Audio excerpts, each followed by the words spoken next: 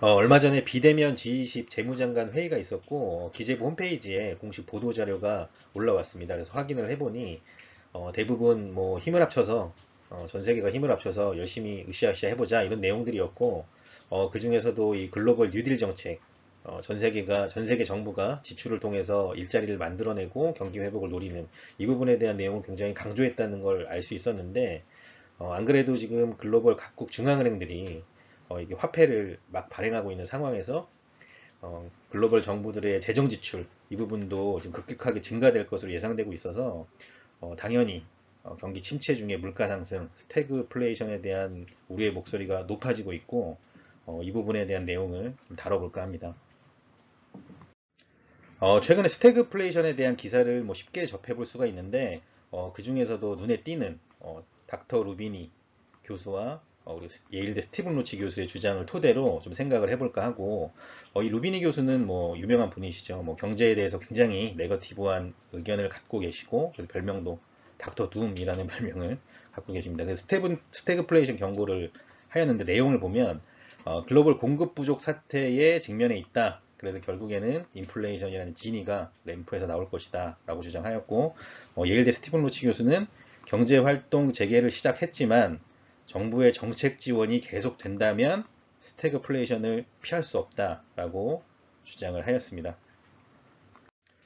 두 교수님 모두 매우 강력하게 스태그플레이션을 우려했는데 사실 기사에 나오는 내용만으로 스태그플레이션을 생각하기는 조금 아쉽다는 생각입니다. 물론 두 교수님 모두 타당한 논리가 있었겠지만 그 논리를 저희가 세세하게 다 알기는 어렵고 기사 내용만 놓고 봤을 때는 뭐 마치 증시는 폭락할 것이다 라고 계속 주장하면 한 번은 언젠가 맞는 것처럼 돈을 많이 풀고 공급이 축소되면 스태그플레이션이 생길 수 있다라는 걸 어찌 보면 당연한 얘기일 수 있어서 두 교수님이 주장한 공급 축소와 재정 적자 급증 이 두 부분에 대한 내용을 제 개인적인 생각을 담아서 좀 이어가 볼까 합니다. 먼저 루비니 교수님이 주장한 공급 축소 측면에서 스태그플레이션을 생각해 볼까 하는데 공급은 줄고 수요는 상승하는 그러면 당연히 물건 가격이 오르고 인플레이션이 발생할 가능성이 높아지게 되고 현재는 코로나 경기 침체 구간이기 때문에 그렇기 때문에 스태그플레이션이 온다라는 어떻게 보면 수요와 공급 측면에서의 논리이고 그렇다면 이런 질문을 좀 해볼 필요가 있을 것 같습니다. 수요는 많고 공급이 부족한 상황이 발생할 가능성이 현재 얼마나 높겠는가 이런 질문을 좀 생각해 봐야 될 것 같은데 현재도 이런 상황이 만약에 벌어질 수 있다면 당연히 스태그플레이션이 발생할 가능성이 있고 그렇다면 과거 70년도에 스태그플레이션이 수요와 공급 측면에서 어떻게 일어나는지 이 부분을 좀 확인을 해본다면 현재와 비교하는데 좀 도움이 될 거라는 생각이 듭니다. 과거 스태그플레이션 기간이었던 1960년대와 1970년대에 수요와 공급 어떤 측면에서 문제가 발생해서 스태그플레이션이 일어났는지 살펴보려면 당시 경제체제 측면에서 이해하면 굉장히 쉽다는 생각입니다. 이 당시 경제체제는 수정자본주의였는데 정부가 적극적으로 시장에 개입해서 현재와는 매우 반대되는 상황이죠. 현재는 정부가 시장에 적극적으로 개입하지 않았던 신자유주의 체제이고 그래서 노동자 중심의 시장을 형성하며 그러니까 정부가 공공사업을 통해 일자리를 창출하고 세금 등을 조절해서 한계 소비 성향, 돈을 쓸만한 사람들한테 저소득 노동자들한테 돈을 주면 이 노동자들의 소비가 늘어나고 이 소비가 늘어나면 생산자인 기업이 자연스럽게 물건을 만들지 않겠느냐 그러면서 다시 고용이 늘지 않겠느냐라는 게 이 수정자본주의의 가장 큰 특징입니다. 근데 또 하나의 특징은 이렇게 노동자 중심의 시장을 강조하다 보니까 어느 순간 이제 기업 이익이 약화되는 임금은 계속 상승하는데 어느 순간 물건이 잘 팔리지 않게 되면 기업 이익이 줄어들게 되고 생산성이 낮아지게 되는 그래서 공급 차질이 생길 가능성이 굉장히 높아집니다. 노동자들의 수요는 살아있는데 기업들의 기업 이익 악화로 공급 차질이 생기기 때문에 공급보다는 수요가 많아지는 초과 수요 현상이 발생하게 되고 그렇기 때문에 인플레이션이 당시에는 발생을 했습니다. 그 상황에서 기업이 고용을 줄여서 실업률이 급증하게 되는 상황이 겹치면서 경기 침체가 겹치고 스태그플레이션으로 이어지는 상황이 발생했었습니다. 네이버나 구글에 스태그플레이션 원인 이렇게 검색을 해보면 대부분 중동발 1, 2차 석유 파동 때문이다. 그렇게 해석하는 내용들이 많은데 그런 해석은 굉장히 단편적이라는 생각이고 제가 생각하는 스태그플레이션의 원인은 크게 세 가지인데 첫 번째는 앞서 말씀드린 초과 수요. 기업의 공급은 축소되는데 노동자들의 소비, 수요는 살아있는 그래서 공급이 줄어들어서 생기는 물가 상승. 그게 첫 번째 원인이었고 그와 겹쳐서 1972년도에 미국이 근본이제를 폐지합니다. 베트남 전쟁으로 인해서 재정이 악화된 게 가장 큰 원인으로 지목되고 있는데 그러면서 근본이제를 폐지하고 현재 신용화폐 시스템이 자리를 잡게 됩니다. 이 당시에 미국이 통화량 증가를 굉장히 많이 했었는데 이런 내용들이 겹쳤었고 그로 인해서 1번, 2번이 겹쳐지면서 나왔던 상황이 비탄력적인 상품 가격의 폭등. 여기서 비탄력적이라고 함은 수요가 있더라도 바로바로 생산을 할 수 없는, 공급을 할 수 없는 대표적으로 원유가 있을 수 있겠죠. 원유는 수요가 있더라도 시추도 해야 되고 운송도 해야 되기 때문에 바로바로 공급을 할 수 없는 비탄력적인 상품이고 그런 비탄력적인 상품들 가격이 폭등을 했었는데 스태그플레이션이 단순하게 원유 가격의 상승 때문이 아니라 이런 앞선 연계되는 굉장히 많은 다양한 일들이 있었다는 것. 그래서 그렇게 큰 세 가지가 저는 스태그플레이션의 원인이었다라고 보고 있고 이 오른쪽에 보시면 이게 1914년도부터 1985년까지 미국의 인플레이션율인데 여기 보시면 아시겠지만 대공황 당시에는 굉장한 디플레이션 상황을 겪었었고 2차 세계대전 당시에는 수요 폭발로 인플레이션이 있었습니다. 그리고 60년도에는 이렇게 인플레이션이 완만하다가 앞서 말씀드린 기업이익의 악화, 그리고 근본이제 폐지, 그리고 비탄력적인 상품 가격들의 폭등 이런 것들이 겹치면서 10% 이상의 고물가가 이제 반복되면서 나타나는 그런 스태그플레이션 상황을 맞이하게 되었었습니다.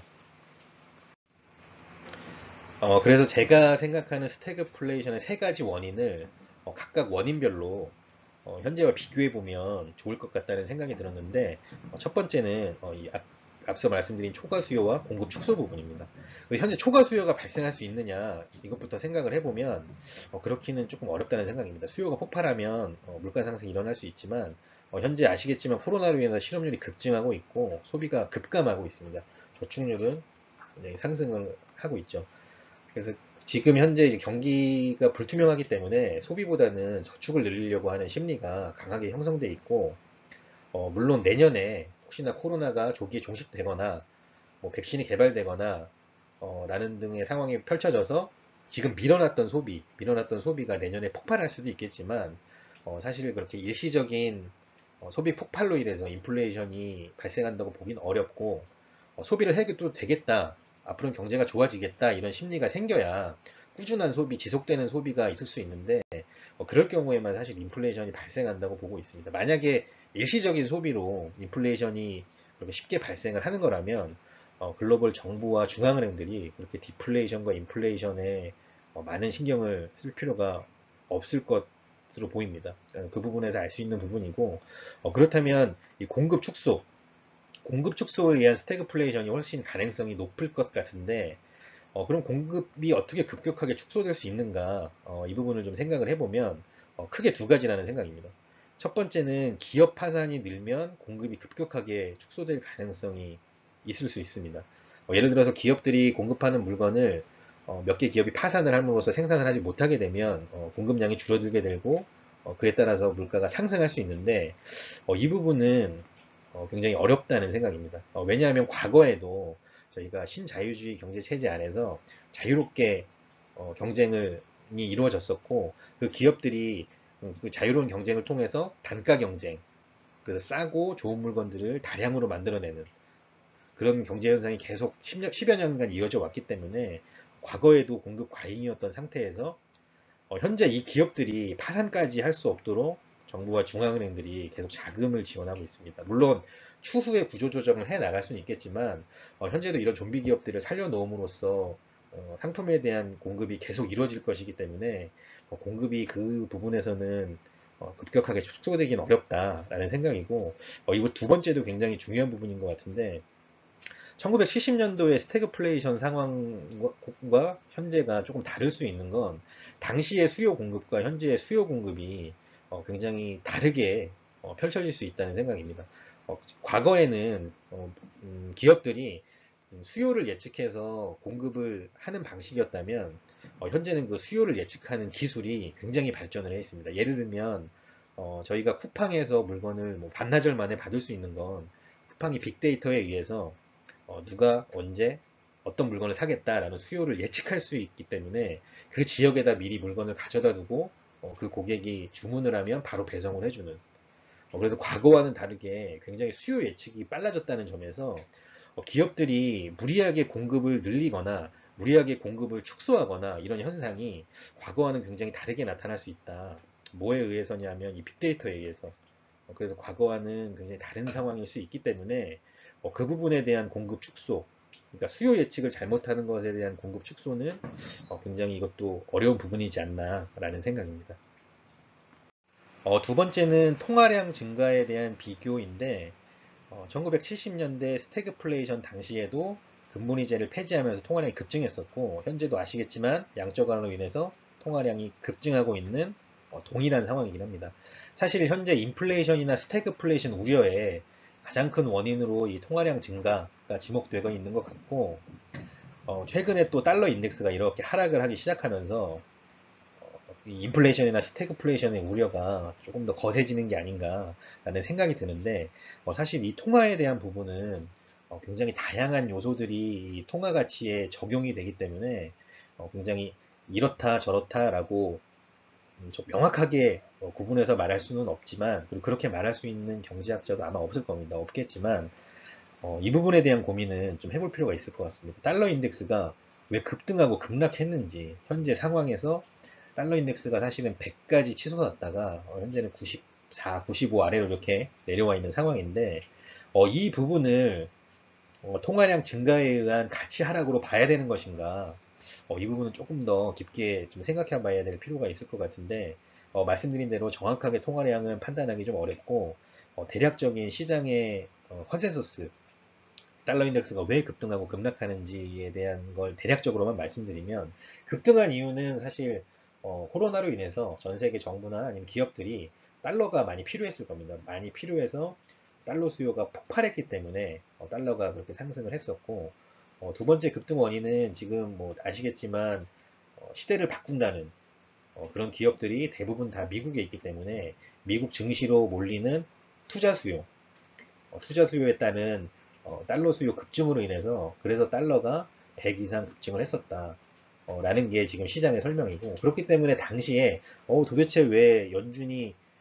이렇게 양적 완화로 인해서 자산을 급격하게 늘리는데 달러는 왜 내려오지 않느냐라는 게 사실은 시장의 가장 큰 의문점이었고 이 부분을 명확하게 푼 뭐 경제학자나 뭐 그런 투자자들은 못 본 것 같습니다. 아무튼 그래서 굉장히 달러에 대한 의문이 시장에서는 강했었는데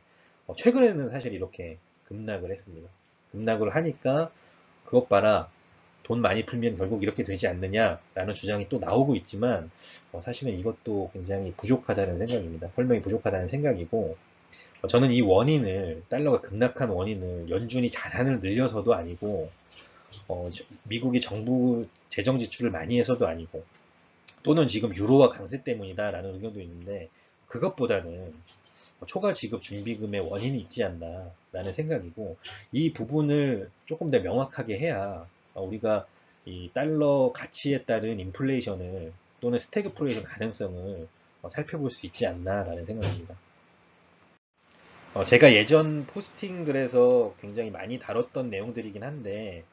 연준 자산이 코로나 이전엔 4조 달러에서 7조 달러로 약 3조 달러 정도 늘어나 있지만 이 늘어난 3조 달러 중에 대부분은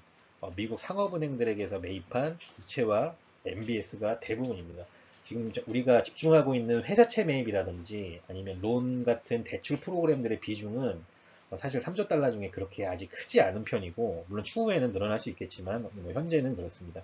근데 이 늘어난 3조 달러들이 시중에 나온 것이 아니라 그러니까 상업은행들이 국채 MBS를 연준에 주고 연준에게 달러를 받았을 텐데 이 돈들이 시중에 대출을 통해서 나간 것이 아니라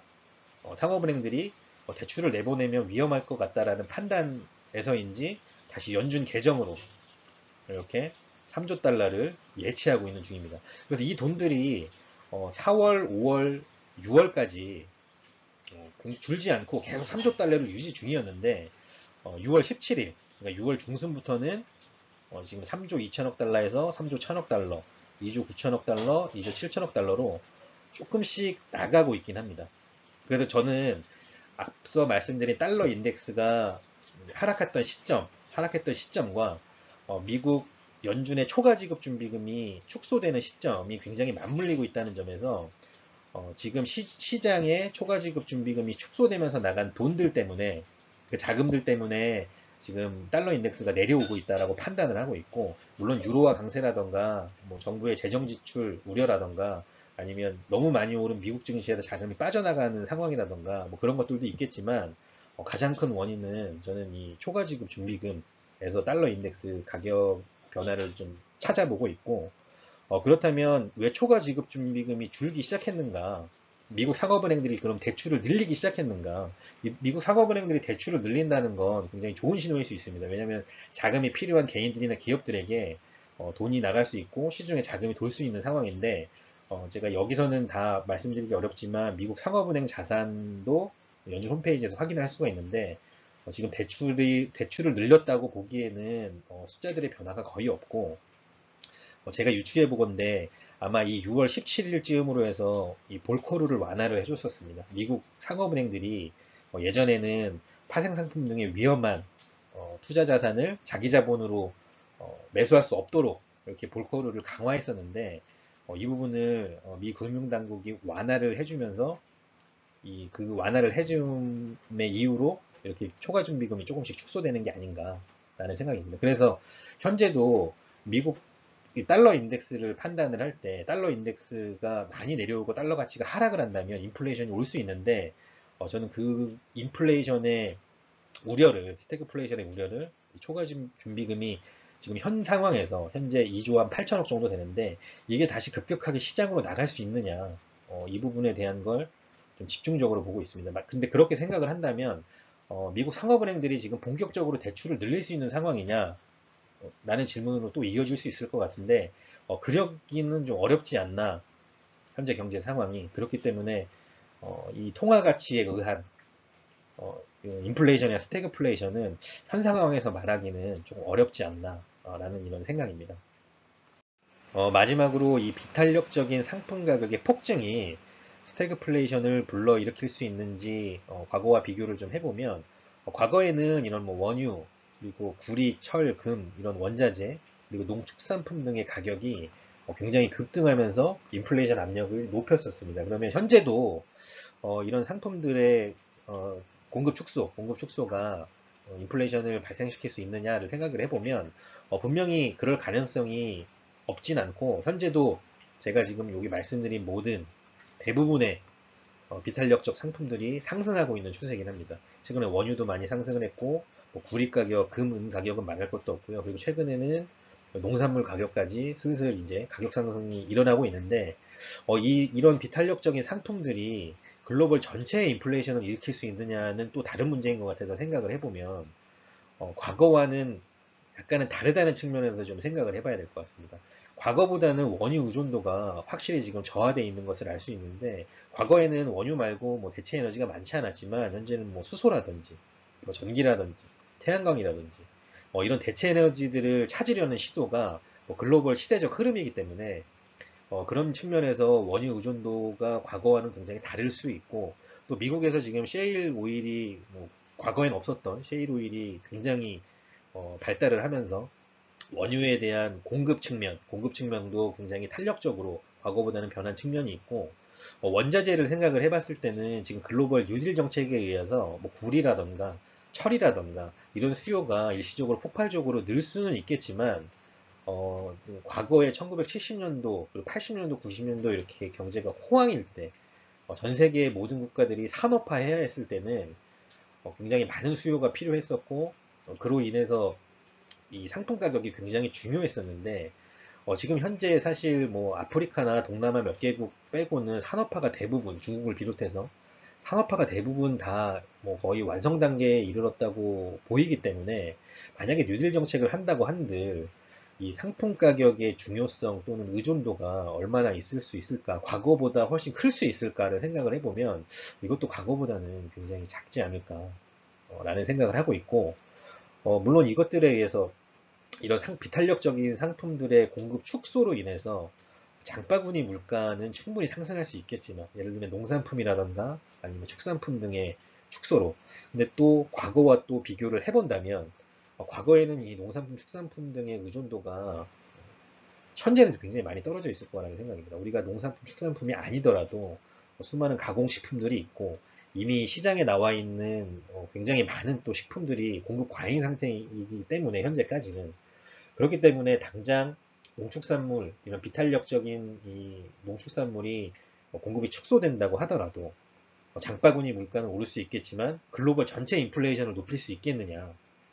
이렇게라는 걸 생각을 해봤을 때 이 세 가지 측면에서 생각을 해봤을 때는 과거만큼은 아니지 않겠느냐. 물론 충분히 가능성이 있지만 라는 생각을 하고 있습니다. 그래서 정리를 해보면 현재 스태그플레이션이 발생할 수 있는가, 그것을 알기 위해서 과거 1970년대 스태그플레이션 상황과 비교를 좀 해봤고, 첫 번째로 루비니 교수가 얘기한 공급 축소 차원에서 세 가지 원인을 가지고 비교를 해봤는데, 첫 번째는 경제 체제 측면에서 과거에는 수정자본주의고 현재는 신자유주의이기 때문에 공급과 수요 측면이 분명히 다르다. 그렇기 때문에 이 부분은 같다고 말할 수 없다라는 결론을 내릴 수 있었고, 두 번째는 통화적 측면에서도 역시 과거에는 근본이제를 폐지하면서 통화량을 급격하게 늘렸지만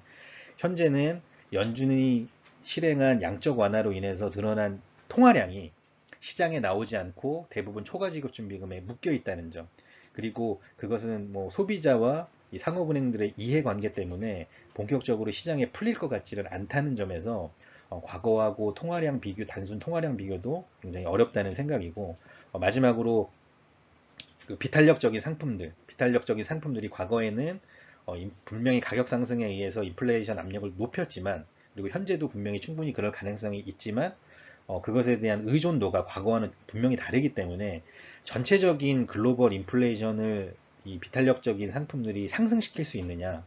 이 부분은 조금 더 생각을 해봐야 될 부분이 아닌가라는 생각이 듭니다. 그리고 여담으로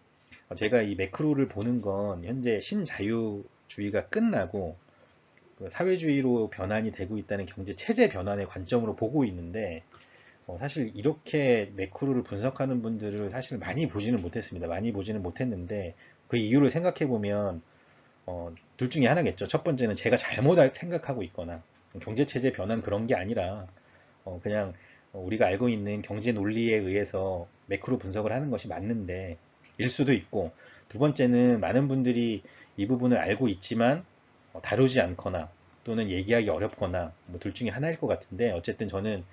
지금 경제 체제가 변환된다는 시점으로 모든 매크로를 보고 있다는 점 좀 참고해 주셨으면 좋겠고, 이제 두 번째로 로치 교수는 재정 적자가 급증하면 스태그플레이션이 올 수 있다고 주장을 했는데 이 부분은 2편으로 이어가도록 하겠습니다.